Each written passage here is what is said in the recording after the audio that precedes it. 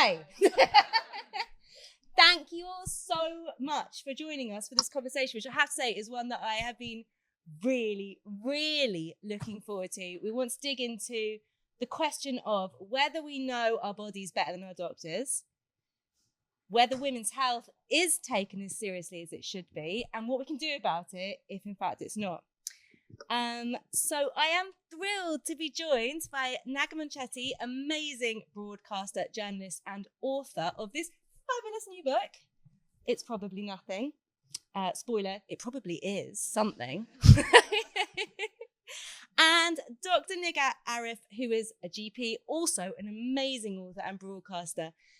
Your book, The Knowledge, I think, as well as yours, Naga, I mean, it's both of them are essential reading on the subject of women's health. I thought I knew my body until I read these books.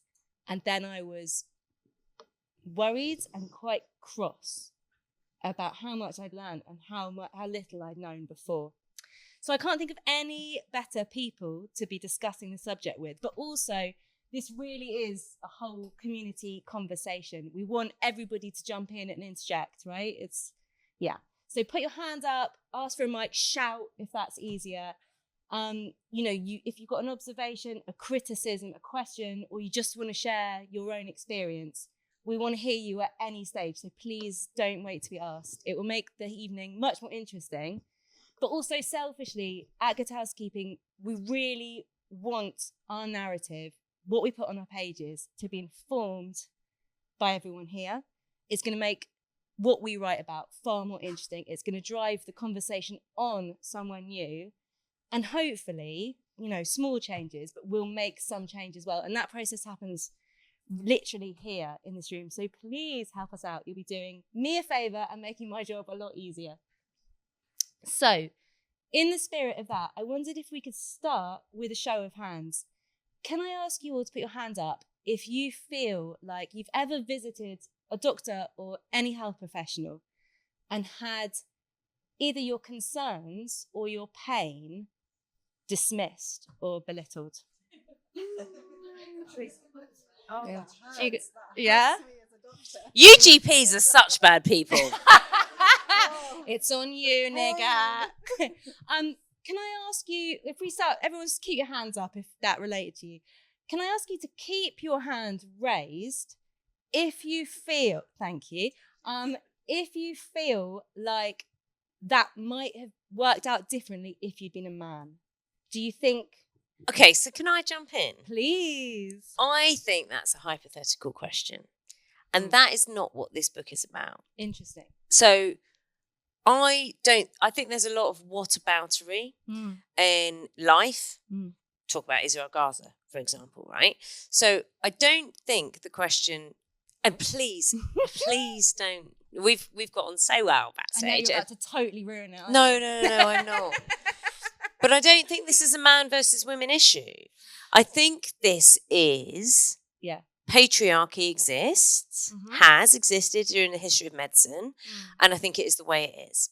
And I think that by saying, do you think if you were a man you would have been listened to, isn't helpful. Okay. I think if you raise your hand and say, do you think you would have been listened to if more women were involved in medicine or allowed to be involved in medicine earlier in the past centuries? Do you think that would have changed? I think that's helpful.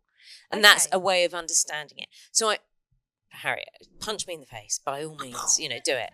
But I'm really conscious of not making this a man versus woman. No, I think that's really important. And yet,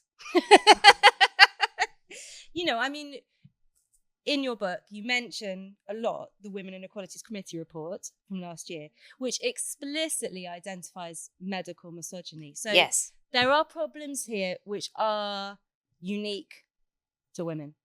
Yeah, and that's because medicine, and that includes female doctors and male doctors, have been given this framework, have been taught through a history of the male gaze and male research, male-funded research, male-prioritized research, and they have been told this is how we view women. And that history bleeds through. And look, think about society, okay? Just think about how, I know, you go into the workplace, and we've heard the tropes of how women in business have had to adopt male characteristics to succeed in business, to, move higher up. So is that men's fault? Is that a man's fault? Or is that because women are adapting, have chosen to adapt to a man's world? And this is what's happening in medicine. So I genuinely don't want to say men are to blame. Yeah. But men have had the power.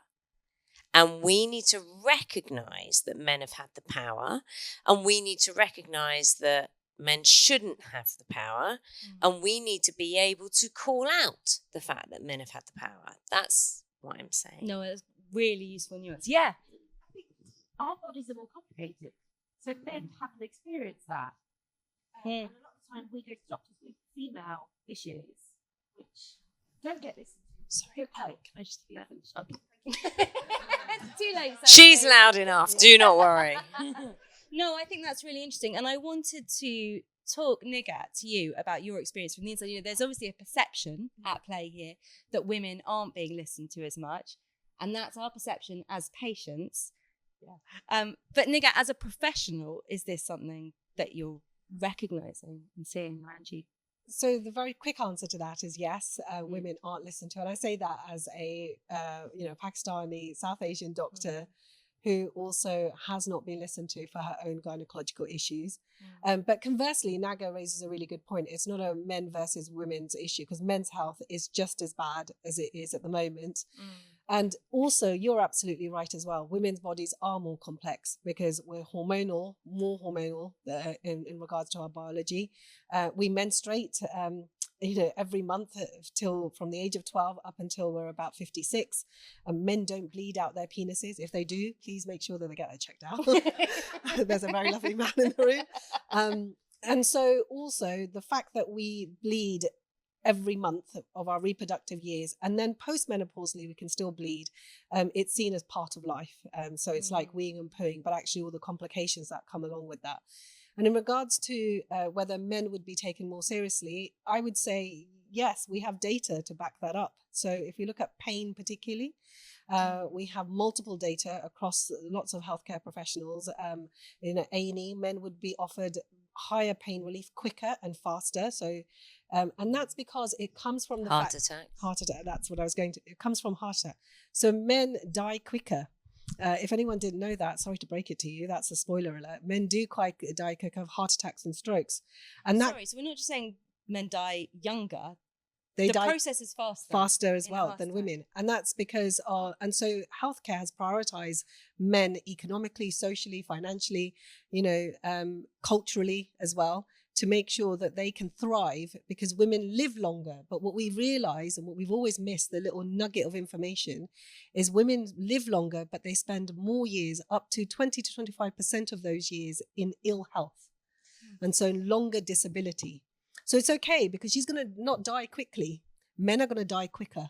We've got to look after them. They're a precious resource. So this is where the dynamic has completely changed. So women are cyclical and cyclical. They're circles for the rest of their life, even when their periods stop. Men don't bleed. They go through one transition. They're born, they go through puberty, and then they stay stable until they fall off a cliff on the other end. And so essentially, the world is square, but women are circles made to fit into a square. So as a woman, to thrive in a workplace, you have to adapt. It's survival. However, what I would say, and no, I almost sound like I'm the reverse of the book. What I would say is that society has always put the pressure on men to be the providers, okay? Yes. So men have to be prioritised because they're providing the economic support to the household, because women aren't smart enough to go out and work. We're there to give birth and then care. And that's worth nothing, obviously. So we should just shut up and put up with whatever comes our way.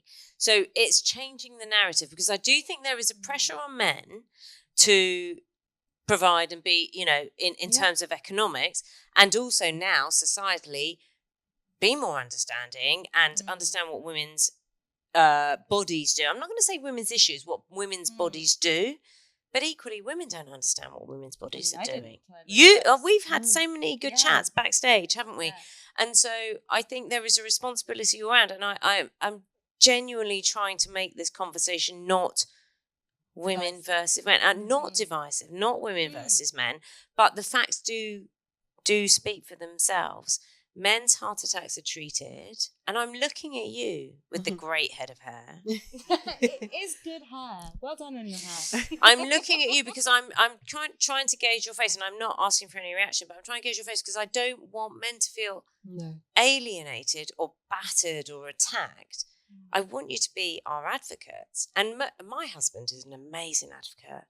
My male friends are amazing advocates. But it's only because I'm comfortable enough to speak to them. And if we're not, and if they're not interested enough, there is a big problem. Yeah. And I want to unpack some of that responsibility we all have to share the stories of what we're experiencing later when we talk about solutions. There was a question. Yeah. I'm not sure. Can I give you the mic? Sorry.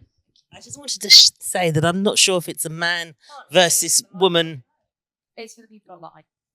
that it's a man versus woman debate. It's just more, perhaps as women, that we need to be more assertive. Yeah. And that's interesting. Yeah. we really need to be more assertive. And I also think that some of that does come with age, because I don't stand for things now. I'm in my 60s that I might well have taken in my 20s and 30s. But I think you only learn that with experience. Do you learn assertiveness, or are you educated better? Because I think the problem... I think I've learned how to stand up for myself. So more. I knew how to stand up for myself in my 20s. But you still weren't listened to. I was not listened to. But I also wasn't educated. So I know that when I was a little girl, and I was 11 years old, and the boys were taken out to go fishing, and I was kept in my classroom and told that my period was going to come. And I found out that 2 girls in my class had started their period. Now, I didn't start mine until I was 15. I was desperate to start it. Lord knows why. And it sounded terrific. And then when the boys came back in the room, it felt like a guilty secret that I shouldn't talk about.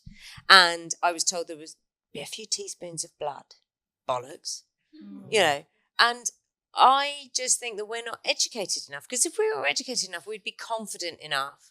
I know, but there's so much more out there now. I mean, what you only see on the TV. But why wasn't it out there? I don't know. I mean, I'm obviously much older than you are. I don't think so. Oh my God, I'm there 50. was nothing out. I'm 50. Well, I'm 62. So And there was 12 years- very 12 very years is- little out when, 12 years out is there when I was at and, school. And you're right, there was very little out there.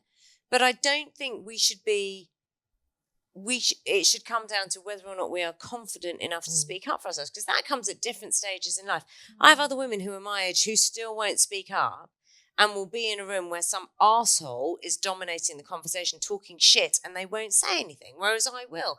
That's not an age thing. That's a confidence thing. Sorry. No. So I just think that if we are educated earlier with the facts, we can use those facts. And we're not. We're being denied those facts early. And as women, you know, Harriet was saying that there were so many things in the book. I learned things from the book that I didn't know, that we should be able to present, so that you negate all the, let's have this exploratory period and let's just kind of say, right, we know this, how do we fix this? Do you see But what I a mean? lot of the book has given permission. The women didn't have permission to talk about these taboo shit. How many times have we talked about the fact that you're shamed the minute you talk about periods? And then now we've got words like, for example, I was medically gaslighted. That wasn't a word that was, even when I was training as a doctor, that was around at all. So those sort of words now empower individuals to be able to have a voice and say, actually, medical misogyny. Yeah, or medical misogyny or medical racism, you know, in data.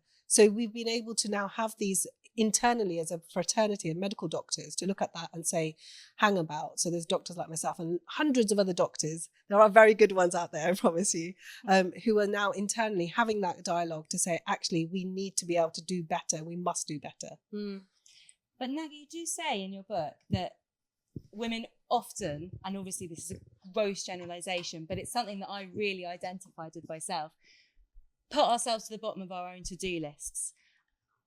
And that is, that is a cultural change, I think, that needs to happen, that we are inculcated with this reticence about going to see the doctor, putting that to the top of our to-do list, doing that before making the school lunches and getting everyone else fixed and sorted. What is wrong with us? I don't know. Tell me. So,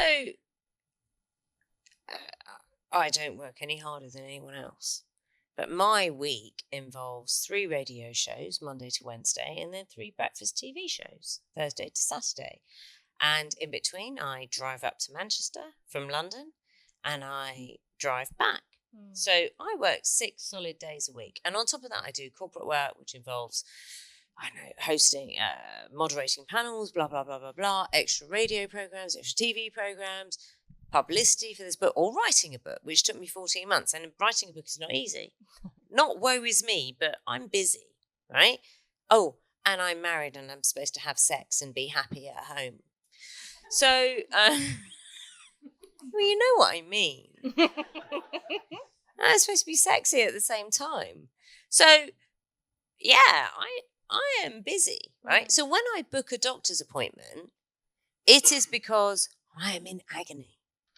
And I have worry. So I booked a doctor's appointment recently after bleeding for 35 days. I shouldn't bleed. I'm on the contraceptive pill and HRT. I should not be bleeding. And I was bleeding every day. And in the end, I spoke to a friend who's a gynecologist and went private and paid a shitload of money, by the way, and just said, can you just give me an ultrasound and figure it out? Because I haven't got the time to, I got the appointment with the GP. It was a phone appointment.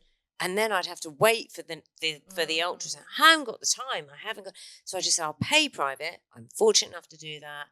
And got it figured out, doubled my contraceptive pill plus my HRT, blah, blah, blah. I'm not bleeding anymore. But I waited 35 days of, you know what it's like. I'm not supposed to bleed. I'm perimenopausal. And I'm on HRT and all this stuff. And then I was like, oh, this has happened for a week. It's 2 weeks. It'll stop. No, it didn't stop. And I was going on holiday. And, it's ridiculous. This is me who's written a book about don't delay going to the GP. This is what women do. So we need to be, at the very least, if we're not going to do it straight away, we need to recognise that when we do book that appointment and we speak to the receptionist, we say, and this is what I did. I've been bleeding for 35 days. This is not normal. I am now worried about uterine cancer, blah, blah, blah, blah, blah. And they responded. And then I was fortunate enough to go the other route. But we have to advocate for ourselves better, without a doubt. You, in the fabulous pink trousers. Just off the back of that comment and also your comment, when you're at your most vulnerable, no matter how assertive you are, you can't be assertive because you're terrified, you're in pain, you're so emotional, you're all these other things. So you need the medical professional to be that assertive person for you. They're not going to be. No. Take an advocate. Take someone who knows you. They do not have to be your partner. They can be from a charity which is concerned with gynecological affairs or thyroidism or whatever. They can be a work friend who says, so look, when I had really bad periods, I wish I took a boyfriend or a friend who said, she doesn't sleep. She lies on the floor because that hard floor is good for her because she can distract. She can be distracted from the pain she's feeling in her abdomen because the floor is so uncomfortable. She's lying on that floor so she doesn't think about her abdomen and she doesn't vomit. And when she's vomited in the toilet and I've had to clean it up because I'm her flatmate or her lover, or when she's had diarrhea and she's sat on the toilet and she's been crying because she's in so much pain, or she's been yelping, and yet she will go into the doctor and she'll say, yeah, it's really uncomfortable. Because I was pathetic. I didn't want to speak because I didn't want to sound weak. Take an advocate. If you are embarrassed, and I get it, or you don't want to seem weak, take someone who knows you at your best self, and knows you are not living to be your best self. Yeah, we need to be told these things because you don't know to go to the doctor with someone. You think, well, I can speak English, so I don't need a translator. I don't need anyone with me. And lucky you can speak. Yeah, absolutely. And a couple of things that really help are phrases, are key phrases that I think would really work well with a doctor, especially if you're thinking that this is a doctor that's not receptive. So this is debilitating. This is taking over my life. This is affecting my relationship or ability to look after my children, my partner, my mother who's got dementia. I want to know all of that. I've had to give up days at work. I've had to give up days at work. This is actually impacting my income because that is really important as well. And then also I would say, photograph things. I want to see photograph. I used to have a very lovely patient who used to bring a bag of her poo and just leave it on my table. And then I had another patient, Like just a to little party bag. yes, just like a little party bag. And I used to have another patient that used to bring in her period product and show me how heavy her tampon was. And I wish. and actually, I never minded that. Mm. But now I would say we've got the joys of having a phone. So photograph your Leave your bag at home. because we don't know what normal is, right? So you in your book you cover this a lot. I wish I'd photographed the clots. Yeah. Where I thought I was having Exactly. a miscarriage. And I wasn't having a miscarriage. I wish I had photographed the blood clots that had come out of me. Yeah. And the blood that scared the hell out of me. That I thought that made me think Yeah. I had cancer or something.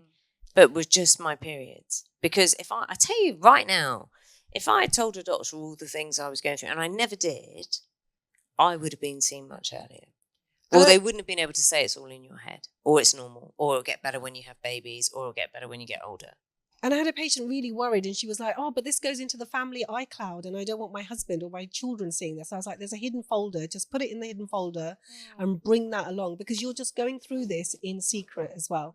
And the other thing is now I would say, I've started saying to my patients, film yourself because a lot of the psychological symptoms, say with PMDD, which you covered in your book really well. So premenstrual dysphoric disorder affects about 7% of female population from adolescence actually all the way now through to life.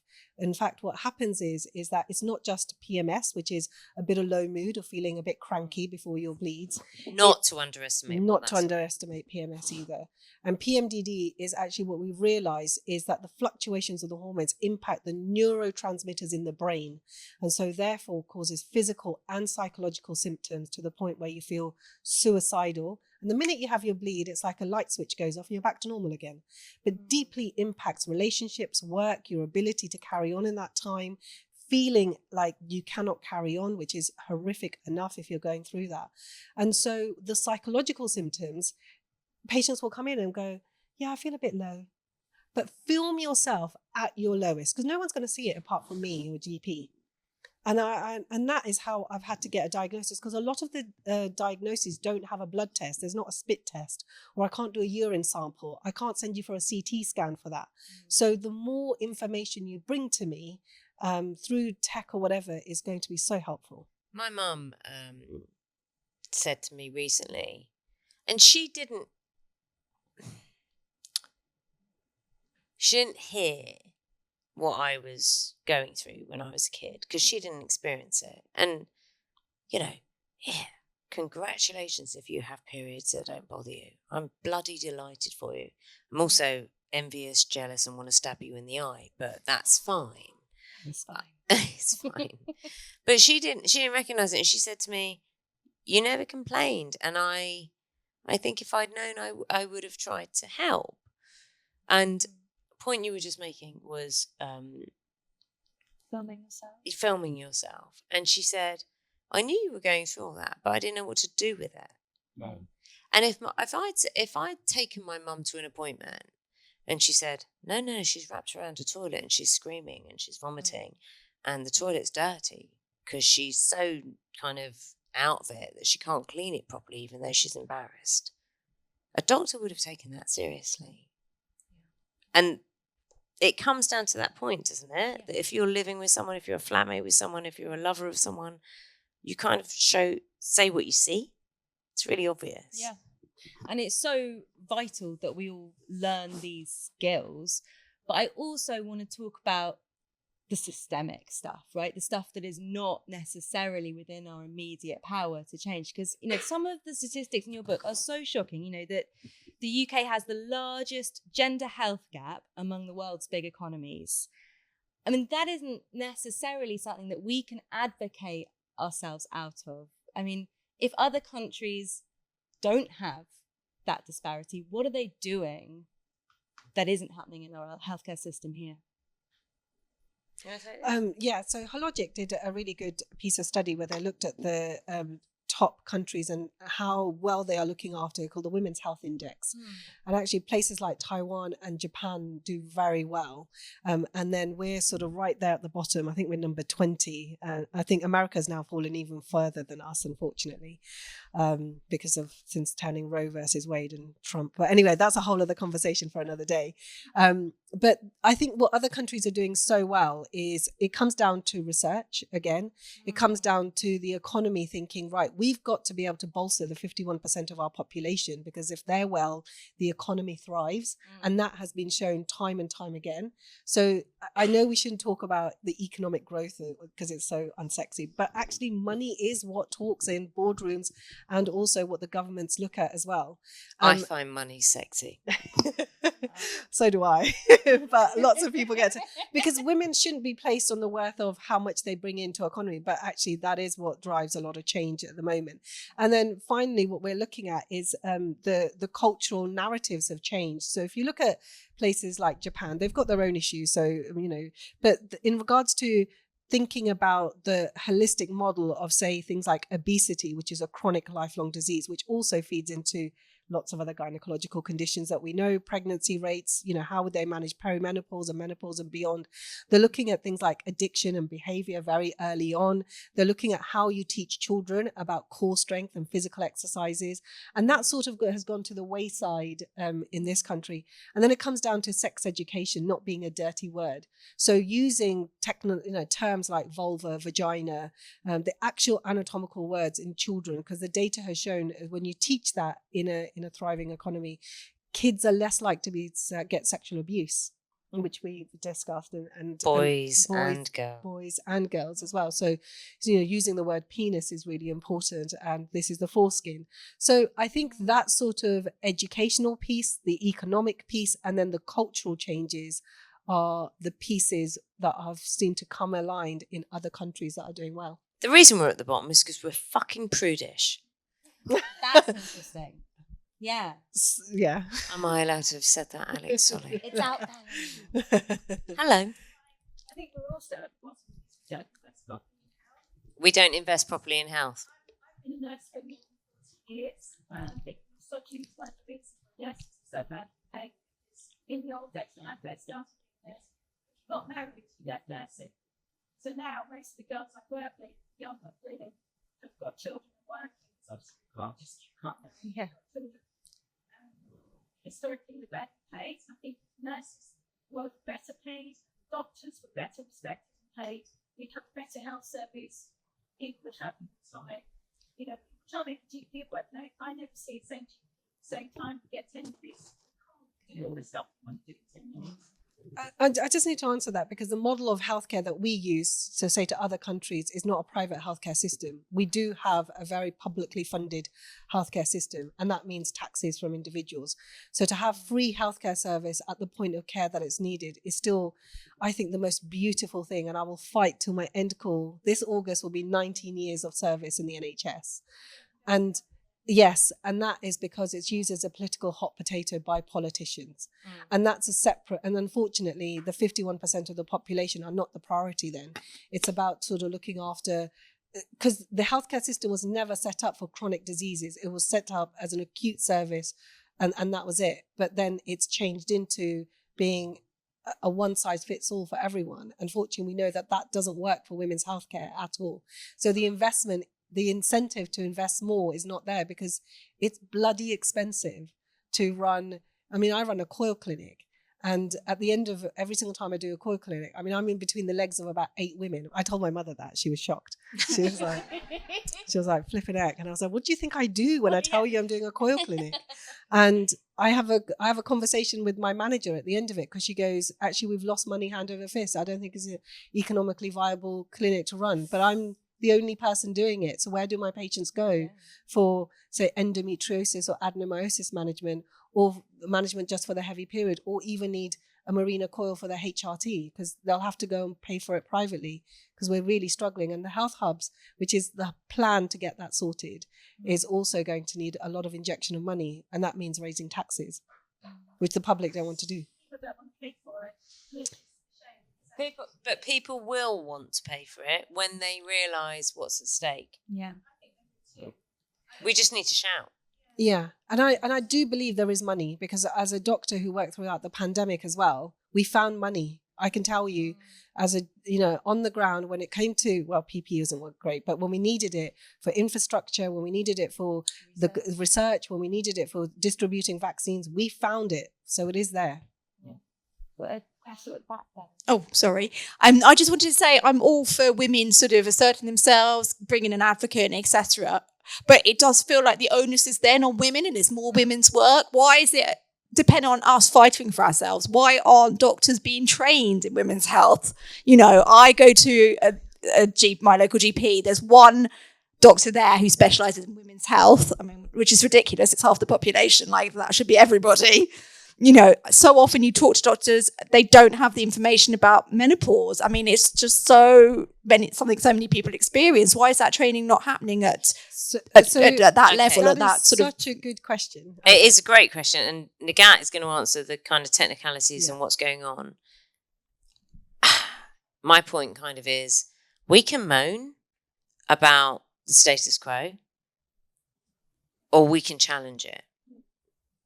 Shit is happening. So let's not put up with it, and let's call it out. That's kind of my strategy. Well, that may be the case, that it's always our job, but it's our job. And it's on us. Oh, lady, you have no idea how angry I am. But if we're not armed, if we're not, and the other thing is, we can't go in going, you're not listening to me, la la la, be whiny. We have to go in extra armed with information, extra articulate, extra composed, extra kind of confident. You don't fuck with me, kind of thing. We have to do that. It's on us, but we'll do it because the generation before tried, did some stuff. The generation before did some stuff. Now it's our generation to do some stuff. And eventually, and they are listening. They're scared. They are scared. And they are listening. And Nighat is a great friend of mine, but she's a GP. But what do you mean? Excuse me? No, she's one of them. In some ways, she is one of them. Okay? So we will keep speaking out. That's what we can do. It's not that there's no point. We just have to keep on going, because we did it. The glass ceiling hasn't been broken yet, but it's kind of cracked. It's kind of dented. We're getting there. It's slow. We're in a patriarchy. That's accepted. Just accept there's a patriarchy. Don't kind of say, we're 51% of the population. We should be heard. There's a freaking patriarchy. Let's fight it. So let's keep fighting it, and let's acknowledge that we're not getting there yet. Okay, now you can have a practical answer. And can I just add, we've also got to accept there is medical misogyny, and there's internalized misogyny, women telling other women to shut up and put the fuck up as well, which I think is the worst thing ever. And that is actually makes me more angry than everything else, when women tell other women, well, I didn't have it that bad, so why are you moaning? And that is one of the barriers that we need to get across. So it's lovely to have lots of women supporting each other. And I think validating other women's experiences is just as important. And then what happens at the other end? So as a clinician, okay, the long story short is that there was a plan to make sure that we had more GPs with specialist interests. They're called gypsies. So GPs with specialist interests. They're not travellers. It really upsets Naga. that I call myself a gypsy. So gypsies with specialist interests. If you remember Tony Blair, he came in, he realised that there was a pot of money given to primary care, a pot of money given to secondary care, so your consultants at the hospital. So the pot of money in primary care was very small because we were just seen as gatekeepers. GPs are jack of all trades, masters of nothing. Our job is to go tick, tick, tick all the boxes. Right, you fit the criteria. Now you need a referral to, say, a gynecologist, an endocrinologist, a cardiologist, a respiratory consultant, etc., or pediatrics, blah, blah, blah. However, they realize that a lot of the people going to consultants actually don't need to see a consultant because the consultants are going to do all the technical things. So let's take gynecology. Currently, there's an 18 months to 2-year wait in gynecology in the UK in 2025, but 70% of the women waiting on that wait list do not need to see a gynecologist for surgery. They actually just need bog standard day-to-day family health of community care, but we don't have enough GPs trained because when that gypsy training scheme happened, Gordon Brown came in, the economics turned, and then they completely eradicated that training program. So GPs went back to bread and butter, general physicians who look after community care medicine. So I was one of those GPs in that time and I stuck with it, but it meant having to pay and fork out my own money because I realized there was a need in my community. I speak Urdu and Punjabi, I have different languages. I look after a lot of my Pakistani community for whom needing a translator and being an advocate is just as hard. So the barriers are there. And therefore I knew that if I upskilled myself as a doctor, one, I would get satisfaction because I'm not referring. And secondly, it would help my community and the patients that I'm looking after in Buckinghamshire. And that's how that skill has just got better and better. But there is no further gypsies that are going to be trained, unfortunately, because the money isn't there. So the patient's first experience is, I can't get to a GP in my practice, or I was fobbed off. And then when they get to a gynecologist, the idea is that the gynecologists know everything. No, gynecologists don't know anything because actually gynecologists will be trained in that area. So you will have a gynecologist who's trained in, say, uterine cancer, but know nothing about menopause. Very interesting thing about menopause before I wrap up. Menopause was taken. So this actually happened in my training. We knew that 51% of the population will go through this. They took it to the gynecologist and the gynecologist said, fuck right off. We look after pregnant women who are normally going through this transition. That is not something we want to take up because we have no capacity in our clinics. So then they went, okay, we'll go to our endocrinology consultants because it's a hormonal condition. And they went, piss off. We look after, type 1 diabetes. We look after Addison's disease. We're not going to look after 51% of the population, even though it's a hormonal condition. Bung it back to the GPs. And that's where we are.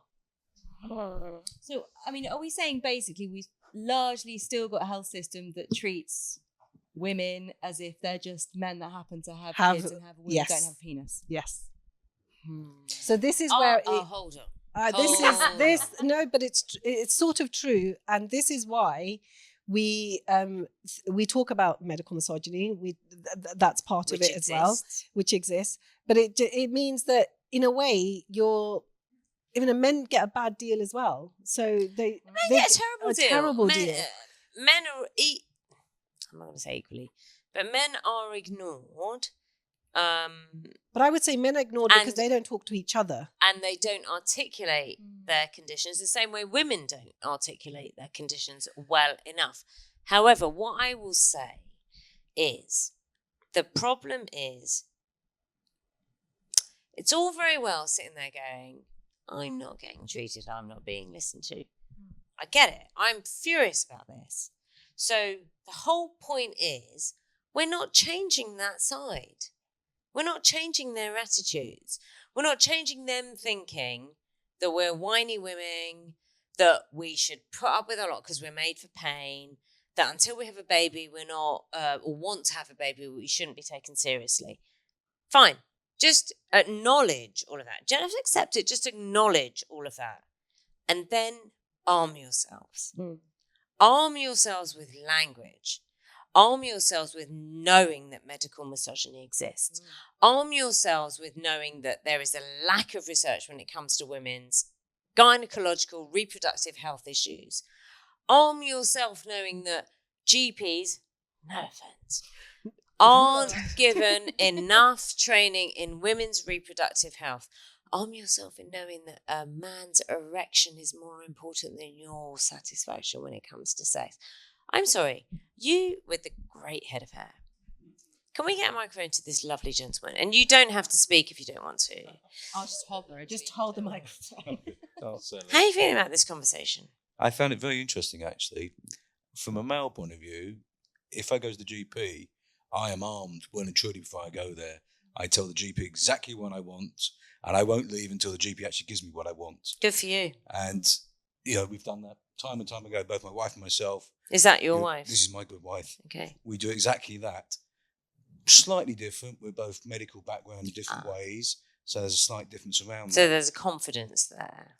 Definitely a confidence there, but you have to be so assertive with the GP. My father's a GP for many years, and the respect that's gone with the GP practice has gone. The training has gone, the understanding. To understand, I remember with my grandfather in the hospital where the doctor sometimes says, we'll do a dozen tests. My father said, well, why? Why are you not actually looking at exactly what the root cause is? Why are you doing the following tests? And, there's a great deal of issue around that. The other thing is, I'm very interested, obviously 51% of the population, but the financial side that goes with it. We're and so that's such a important. huge gap that's being missed. We are so important. So, it's absolutely criminal, just from the country's point of view of actually going forward. Why So- are you here today? Oh. Your good wife asked you to come. No. Okay. He actually enjoys the. You read the magazine more than I do. Yes, He said, yes. Oh. Sorry? He actually really likes these sort of conversations. This is the second time, and he reads the Good Housekeeping magazine more than I do. So he's actually and in fact, he's a good fan of yours because he will have you on all the time. You're an advocate of women, hey? It's very He's very grounding good, to come to something like this. Very grounding. You are very good. Yeah. So, thank you for being here. Thank you for talking, because you are the only man in the room, I Yes. think. Oh, no. Oh, he's too busy doing the technical stuff. So I've written a book that's for men as much as for women, and I think it's really important that men are hearing what women are going through.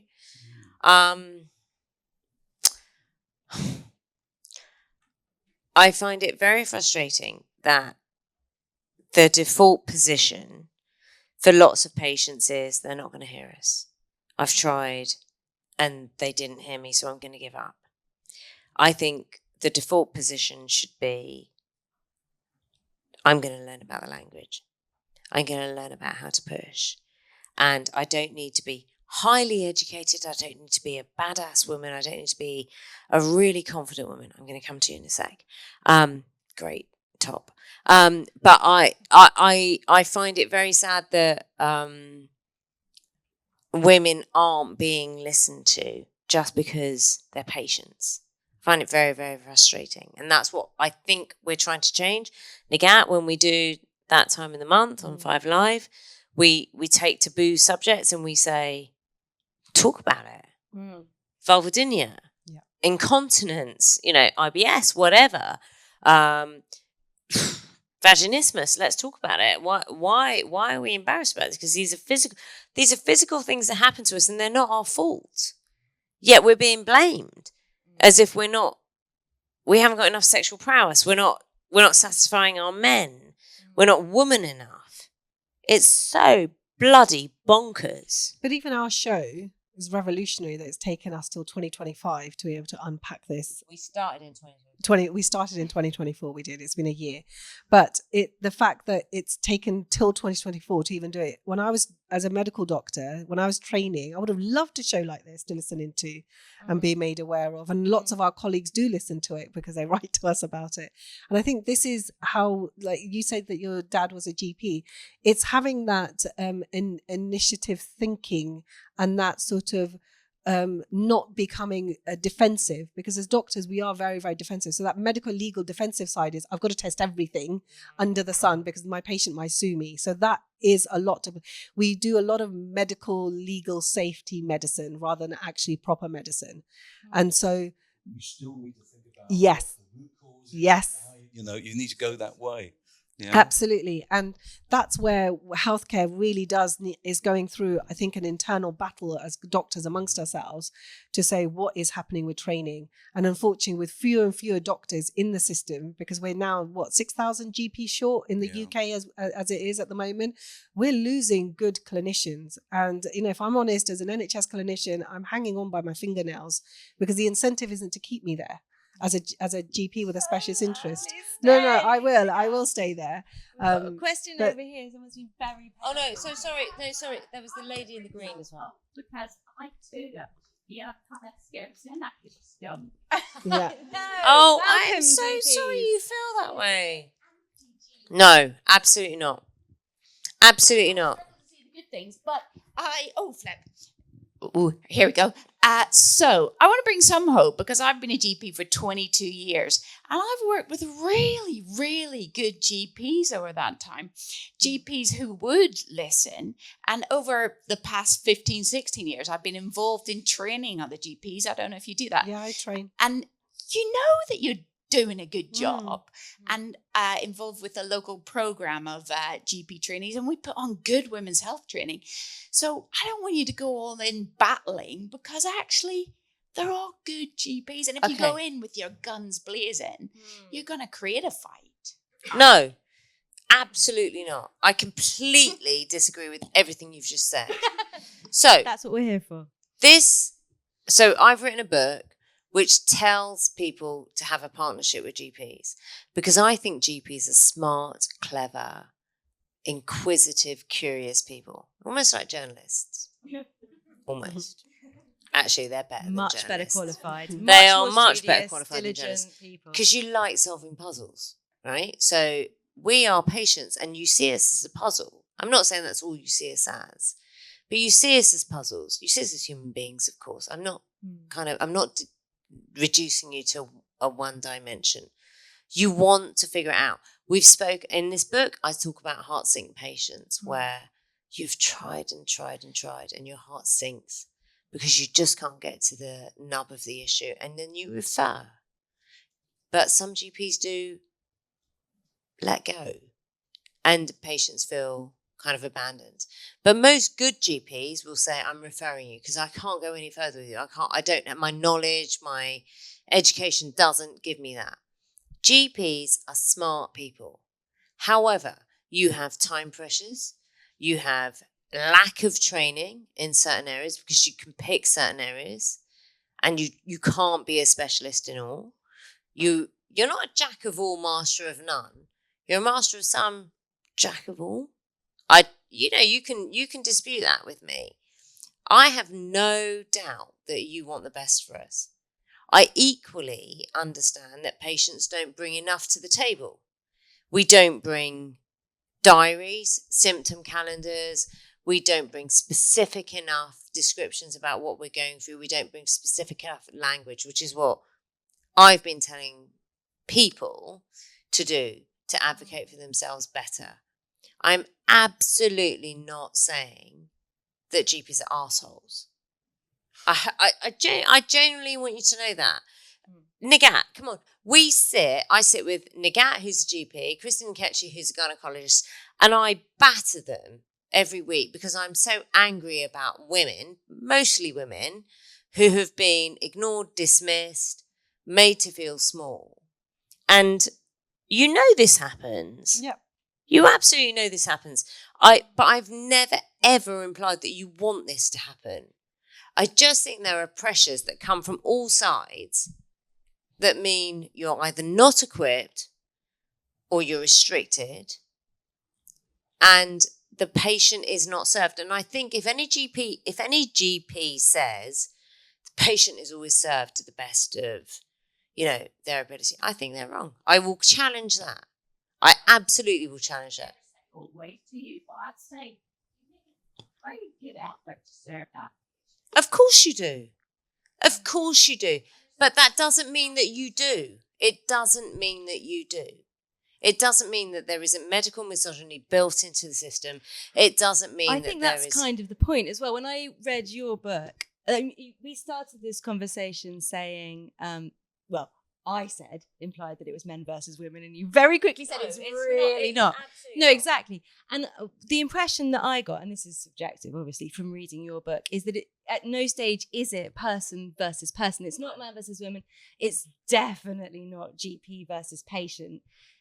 There's something about the system. There are lots of things about the system, and not just the health system, our broader culture that can disadvantage women. And it's about how we're brought up to behave often, and how we're ill-equipped to advocate for ourselves. But also, I mean, some of the data about, that some medicines don't serve women as well. I mean, you say, I think, that women are Painkillers. twice as likely to have adverse side effects from some medicines, including antidepressants, cardiovascular medicine, and that there's 5 times more research into erectile dysfunction, which affects 19% of men, than there is into PMS, which affects 90%. And that sort of lets all of us down. Does that sound reasonable? Because I really, yeah. It's just, sitting here, Yeah. objectively looking in, but unable to be totally objective because I am a GP. Yeah. So you are trying to stick up for your profession. Of course. I worked in 3 practices, one of which was rubbish. So I do actually see why you can go somewhere and not serve. But the other 2 practices have been really good. But I did have 9 months in the practice, which I hated, because I thought this is why people talk about us like this. Well, and that's what I felt like That you're under attack. Yeah. Yeah. Oh, I'm really sorry. that And you felt I'm that. so sorry you felt that, because I can tell you right now, this book is about encouraging and empowering and kicking people up the butt to have a partnership with their GP. Because you cannot get an answer. As a journalist, I cannot get an answer out of a politician if I don't say, and I know you're smiling. Okay, and I'm an arsehole, and that's fine. But I will make clear to a politician or anyone I'm interviewing, I want answers for my audience. When I come to a GP appointment, I want answers for me. You want to solve this problem. I think there is a fundamental problem that people go to their GP going, here's my begging bowl, here's my problem, fix it. We cannot do that. We have, as patients, and we have to be more informed. And as patients, we have to understand that you don't know everything. You haven't got the time to learn everything. You haven't got the time to do the extra courses in women's health, for example. So let's kind of work together. Let's give you as much information as possible. But let's also understand that the system, the history of medicine, the narrative around women's health is a certain way. I think both can exist without being, detrimental to the other. I do not want to attack GPs. She likes me, kind of. No, but a clinician to clinician, I'm really happy that you're here as a colleague of mine, because you said that you've been through bad experiences, and same here. I've sat through women's health clinics. I've sat through health hubs that have fallen apart. I've sat through, sexual health clinic, and everything is in silos in healthcare as well. So as a patient, you have to go advocate it, but also as doctors, healthcare, the landscape changes so much. We either have feast or famine, and currently I feel we're going through the famine of primary care and healthcare as a general, but then knowledge as well. Like PMDD, up until 2019, our psychiatry colleagues looked after it. So I never had PMDD knowledge as a GP until that inquisitiveness, and also I'm a very nosy person. So I want to know who's having affairs with who, with all my patients. And so when it comes to things like adenomyosis, for example, I don't know when you went to medical school, but I was never taught from Barts of London, Queen Mary's University, about adenomyosis. And actually it came to sort of 2020 when I started seeing it in like lots of my patients who had no endometriosis or fibroids. And then I was thinking, but what is this that's coming up on the ultrasound scan? I'm digging a little deeper. And there are so many like these conditions which have been discovered, but then we've never had that trickle down from our senior colleagues. Because we never had that GP specialist training. And the incentive now for us clinicians is not to feel that we're battered, we need to get away from this feeling of shame, because we don't like the minute that someone tells us we're doing something wrong, we feel shame. The Formula One industry and the aviation industry never feel shame. When something cocks up, they've missed a screw, they will put their hand up and say, we've missed a screw. Let's see if we can fix this. But we don't do that as clinicians. So you can agree with me on that we need to start saying to each other, I cocked up, I made a mistake. I'd said to a patient not the right thing today, or I didn't do this. And I think that that's where, yes. And that's exactly what we need to be nurturing and continuing to nurture. And I do that with my team constantly and my trainees as well. And I say that to my patients as well. If there was something that I said out of turn because I'm tired and exhausted that day, we shouldn't be just saying, oh, the doctor said to me, go off and have a baby and your endometriosis will be sorted. No, write that down and feed that back, please, because we need to be wheedling out this. We are running a little late and I'm so sorry. And Can we not get those too quickly? Yeah, very, very quick. Because you've been waiting so lovely with that. Let's do that. Yeah, because you've been waiting so patiently. I moved 6 years ago. I moved 6 years ago because of my husband's health. We needed to move into a bungalow. And in the area we used to live, we could easily get a doctor's appointment. We could have a doctor's appointment in a week's time if we wanted, but usually fairly quickly anyway. Where I live now, you phone up at 8 o'clock and they say, you're number 27 in the queue. Yeah. And then, so in the end, by the time if you do wait, you don't get an appointment. They said you can ring up again at 2 o'clock in the afternoon. So you've got to do that, And so it's really a postcode lottery just to get an appointment at all. We've got friends who live in Devon. They can just get an appointment like anything. They can get people come and pick them up and take them to the appointment. And so, it's all very well what you're going to say at the doctor's, but it's just being able to get there. So what do you want us to do? Because we can't... sorry, that sounded no, I just really wanted rude. to put my point of view. No, and I completely Yeah, get it because I yeah. have the same struggles. Yeah. We can't do anything about the system at the moment. The NHS is stretched. So call 911. Call, is it 111? 111. Well, we do that. So- we do that. Call 111. Well, do it. We do. Is it helpful? Because if it's urgent, do it. If it's not, hang on the phone. That is the shit system that we are living in. It is. And genuinely, I don't think neither of us can say anything that's going to make you progress further up in the queue. Yeah. No. But when you speak to those receptionists who are given such a shit reputation and time, and they're brilliant, to be completely honest, because they're trained in ways that we don't know. They're trained in ways to recognise language, But they now say we've got to do it online. Yeah, it is. Only if they think that it can wait a couple of days. No. That is the regular thing now, to do So, it online. okay. Yeah. So I will challenge because you. that way I will challenge you speak because to a when I doctor. bled for 35 days and I said to them, I've bled for 35 days, they said you'll have an appointment at 2:30 this afternoon or 4:30 this afternoon. So they will judge it, and they may not always get those judgments right, and you can challenge those. So you can only do... No, I don't mean when you're talking to the receptionist. I mean the actual, on the NHS app, it tells you about your doctors, and you now at our doctors, you have to make an appointment online, because then the doctor will decide whether you need to see a pharmacist or a doctor. And do you have an issue with that? Well, I did because I wanted to especially wanted to see a doctor, because I did need to speak to a doctor. I wanted to speak to the doctor that I had before, because it was important to me. And so all they could say was that I could speak to a pharmacist, and I had to work all morning because when they happened to ring me. So that was really very helpful. And did you not get the treatment you needed from that pharmacist? No. So a couple of things. The structure of the NHS has changed a lot. So AI has been now the thing. It means that they can do away with less receptionists. It's about funding. So they're funding less doctors to keep them in, and you don't have a named doctor anymore. So they've got rid of that as well. So you don't have continuity of care, and it means that you can go to anyone that is readily available. It's the idea, as you've seen, quickly more than anything, and then with the idea that patients have to fill out a form, is because they're trying to make sure that they siphon off individuals to the right signposting quickly enough.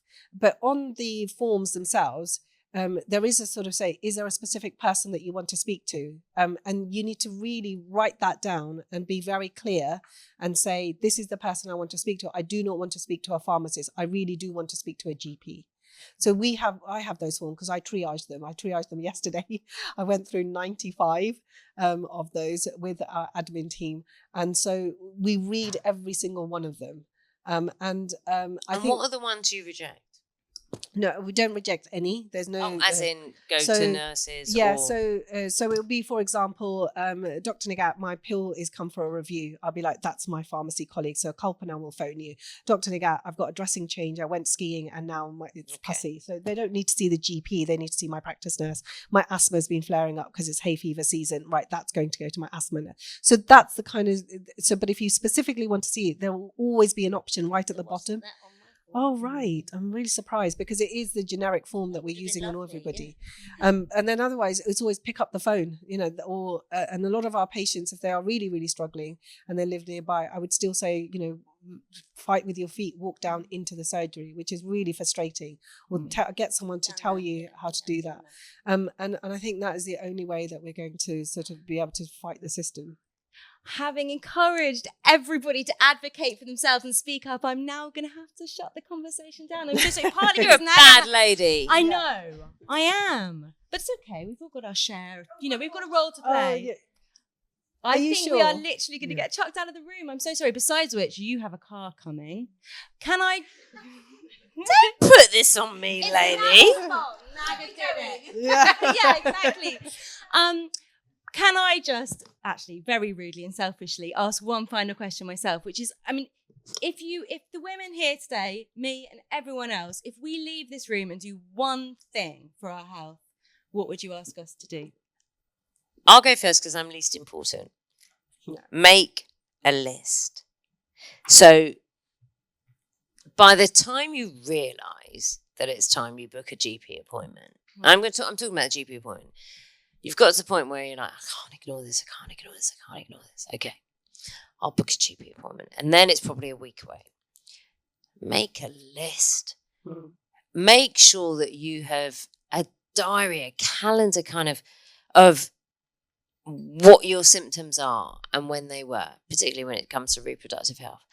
And also, how is it negatively impacting your life? Go in and say, this is negatively impacting my life. You cannot ignore that sentence.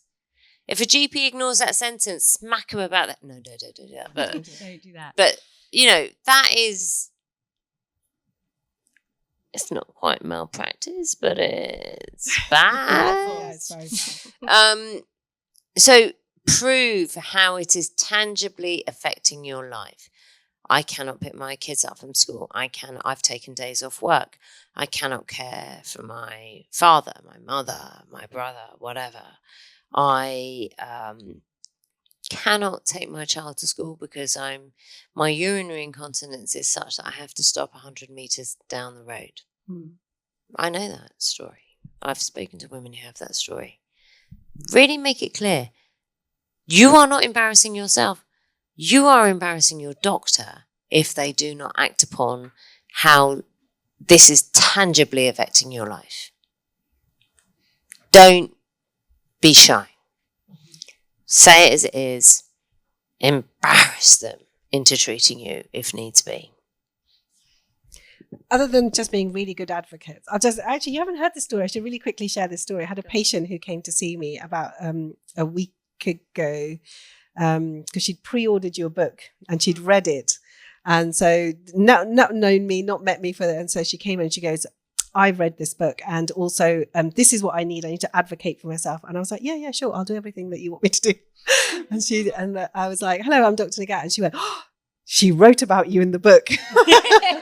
I was like, yes, I did. I am in it. And so I got a bit of kudos for having such a cool friend. But the biggest thing is, I think the change happens if we, again, talk to each other as communities, build your communities, connections, share what you have, because actually that is going to be a lot of problems are sorted when they're shared with each other. So that shyness, but it doesn't always happen to having a GP surgery. And secondly, change only happens if you put the people in power who you voted for, they have to make the change as well. So write to your MPs, because we are struggling. Like I said earlier, I'm hanging on by my fingernails. There are times when I'm just like, this is really hard. And then I speak to Naga and she's like, no, stay there. But we do have individuals, because it's a system fault. And we are 51% of the population. And the Kinsey report shows that if women's health is sorted in this country, that injects 26 billion into the economy. So we are money to lots of different people, and we are valuable resources. Know your worth. What an amazing note to end on. Thank you both so much, and thank all of you.